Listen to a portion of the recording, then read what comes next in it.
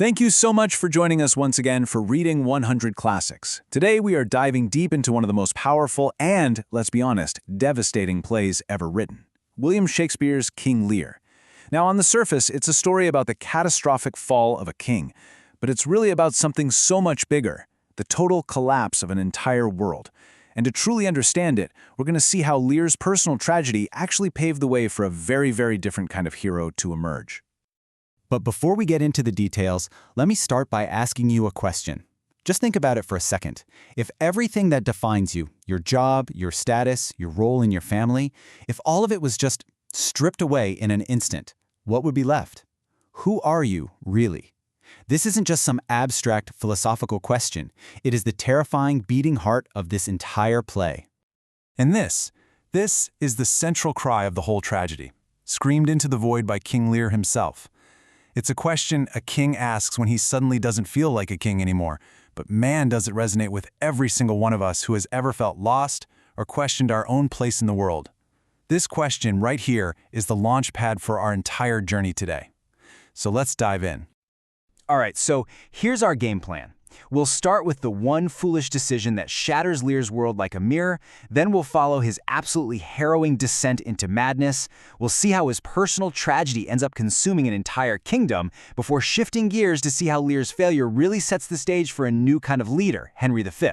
By putting these two kings side by side, we'll see not just two different men, but the birth of a whole new world. And finally, we'll uncover the profound wisdom that you can only really find in the eye of a storm. So, our story kicks off with the aging King Lear of ancient Britain. He's over 80 years old, feeling the weight of his crown, and decides, you know what, it's time to retire. He's going to divide his kingdom among his 3 daughters. But he doesn't just do it. No, he turns it into a public spectacle. He creates a test, a performance of love, and asks this simple but absolutely catastrophic question, which of you shall we say doth love us most? And whoa, the contrast in their answers is immediate, and it is stark. The 2 older daughters, Goneril and Regan, they just lay it on thick. I mean, they unleash this flood of eloquent, poetic, and completely empty flattery. They claim they love him more than life itself, more than their own eyesight. It's a lot. But then comes Cordelia, his youngest and his favorite, and you can just tell she's disgusted by her sister's hypocrisy. She offers only simple, blunt, honest truth. She loves him as a daughter should, according to her duty, no more nor less. Now, this isn't a lack of love, not at all. It's her refusal to play his ego-driven game. And for Lear, this is a communication breakdown of truly epic proportions. Lear's reaction is just pure, unrestrained fury. His pride is wounded. His ego is completely shattered. He's an old man who, in this moment, cannot tell the difference between heartfelt truth and hollow flattery. And in this fit of rage, he disowns Cordelia on the spot, splitting her share of the kingdom between her 2 deceitful sisters. And what about his most loyal advisor, the Earl of Kent, who dares to step in and try to make the king see reason?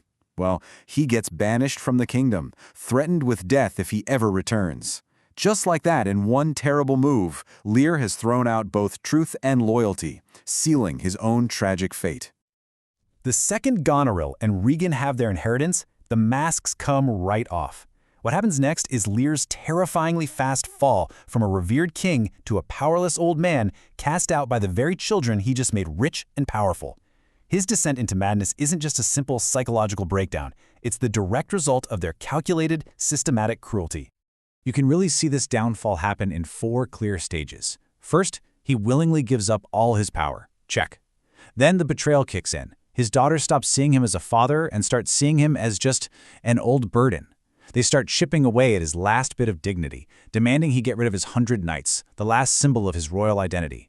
First they say 50, then 25, then 10, then 0. Third, stripped of absolutely everything, he is literally thrown out of their homes into a raging storm. And finally, fourth, this is where his mind snaps. The storm outside becomes a perfect mirror for the tempest raging inside him.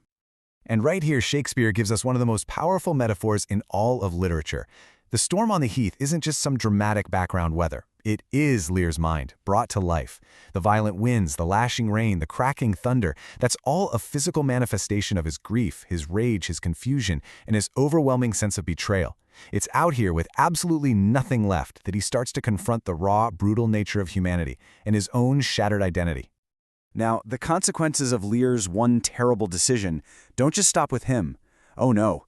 They unleash a horrifying chain reaction of greed, lust, and violence that completely consumes the entire kingdom. What started as a private family tragedy now explodes into a public political catastrophe.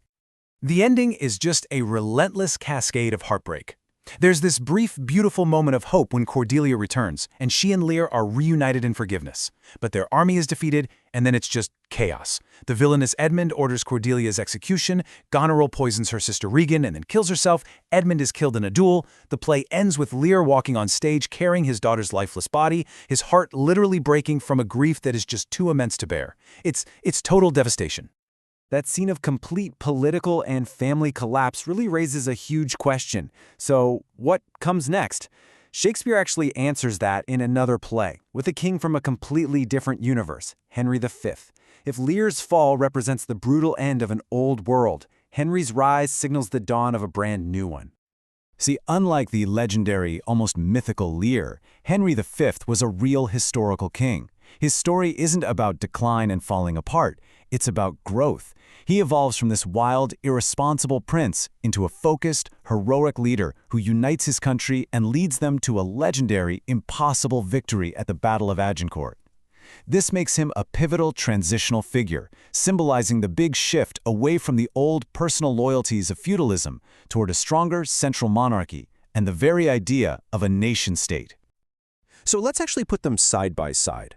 Because by comparing these two kings, Shakespeare is giving us this incredibly powerful commentary on a massive shift in history and philosophy.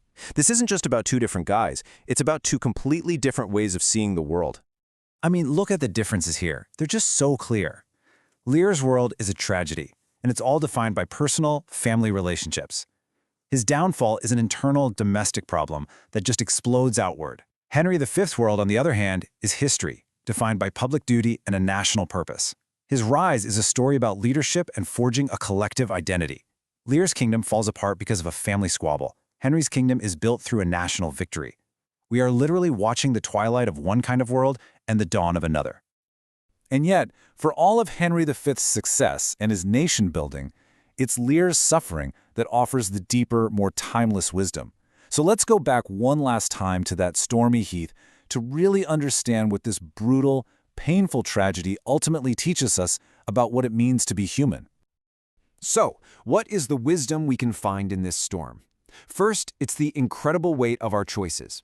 Lear's one foolish question unleashes hell on earth. Second, it's the crucial difference between what we say and what we do.